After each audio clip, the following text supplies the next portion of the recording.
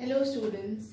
So in the last class we studied Faraday's law of electromagnetic induction, and we saw the experiments which Faraday executed and how he came to the inference that a magnet can create current. So what did he take? He took a coil connected with a galvanometer, okay, and he brought a magnet close to it, right? Initially, when he kept the magnet stationary and the coil stationary, he saw that there was no deflection in the galvanometer, meaning that there was no current induced in the coil. Then he started moving the magnet. When he brought the magnet closer, he saw that there is current in the circuit and the galvanometer showed deflection. When he took the magnet away, then he saw that again there is deflection in the magnet, in the current galvanometer, showing that there is current, but the direction of flow of current in the coil had reversed when the magnet was taken away. Okay. Then secondly, so firstly he found out that with changing magnetic flux, what was changing with the motion of the magnet, or when he kept the magnet stationary and he moved the coil, what was changing? The flux linked with the coil was changing, which I explained to you yesterday, that if the magnet is over here and here is the coil, okay, then the magnetic flux linked with the coil will be like this.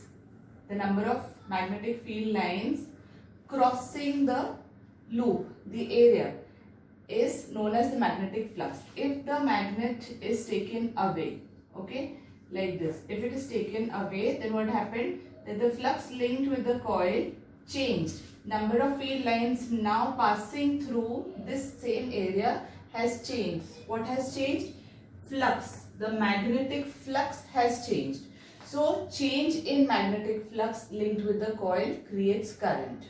This was the first result of the Faraday's experiment. Secondly, he saw that there was opposite flow of current when he moved the magnet in opposite direction or when he moved the coil in opposite direction. So, to find the direction of magnetic field, we use Fleming's right hand rule. Fleming's right hand rule. Okay.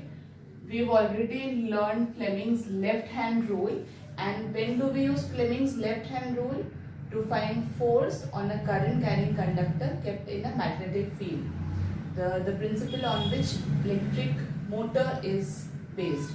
So here, when current is induced due to a magnet, or when you place a wire in a magnetic field, okay, and you change the flux linked with that wire, then current is induced in the wire, in the coil, and that current is known as induced current. So to find the direction of induced current, if you know the direction of motion of the magnet, and if you know the direction of if you know the direction of motion and if you know the direction of the magnetic field, okay, then you can find the direction of induced current using Fleming's right hand rule. I'll teach you that. And one more result which he got was, if he moved the magnet faster, that means if he changed the rate of at which the magnet was moving, slowly if the magnet is changing, current induced is less. If he moved the magnet faster, then current induced increased, the amount of current induced increased. So EMF, the induced current, when do we get current in a circuit? When there is potential difference, or we call it EMF. So EMF is induced due to change in magnetic flux, and due to induced EMF there is induced current. So EMF induced is directly proportional to rate of change of flux. Flux is denoted by this letter phi. This is known as flux, magnetic flux. You can call it as, you can denote it with a suffix B for magnetic flux. Okay. Electric flux also is there, and here we are discussing about magnetic flux. So induced EMF is directly proportional to rate of change of magnetic flux. Change in flux as well as the rate at which the flux is changing. So rate of change of magnetic flux plus the direction of induced EMF is opposite. We completely write this law as E is equals to minus d phi by dt. Minus sign indicates that the induced EMF, the direction of induced EMF and the direction of induced current is opposite to the changing flux, or whatever is the cause producing the induced current, that current opposes that cause. So here what is the cause producing this induced current? If the north pole is brought closer, for example, if the north pole is brought closer, then flux linked with this coil changes. When flux linked with the coil changes, EMF is induced. Due to induced EMF, current is induced. Okay. So direction of this induced current will be such as to oppose the cause producing it. What is the cause? North pole coming towards. Okay. Then how will this induced current oppose this coming closer of the north pole? This face of the coil, it will also act as a north pole because like poles repel each other. When this face will act as a north pole, this induced current will oppose the coming closer of this magnet. Okay. And if this pole, this end will act as a north pole, then what will be the direction of current in this side of the coil? If you consider the coil like this, and here the coil is going like this. So this face of the coil will act as a north pole if the north pole is coming closer to oppose. Okay. So if this is a north pole, what will be the direction of current in this face of the coil? Right, anti-clockwise. Okay. So here the direction of current is anti-clockwise like this. Okay. So the current direction is like this in the coil. If the magnet is taken away, then also there is change in flux, and then also the direction of current changes. Okay, we've seen that the direction of current changes. Now if the magnet is taken away, the cause producing the induced current is the going away of the magnet of the north pole. So the induced current direction will be such as to oppose this cause. So how will it oppose? Now this face will become as a south pole if the north pole is taken away. If this face becomes a south pole, it will attract the north pole of the magnet.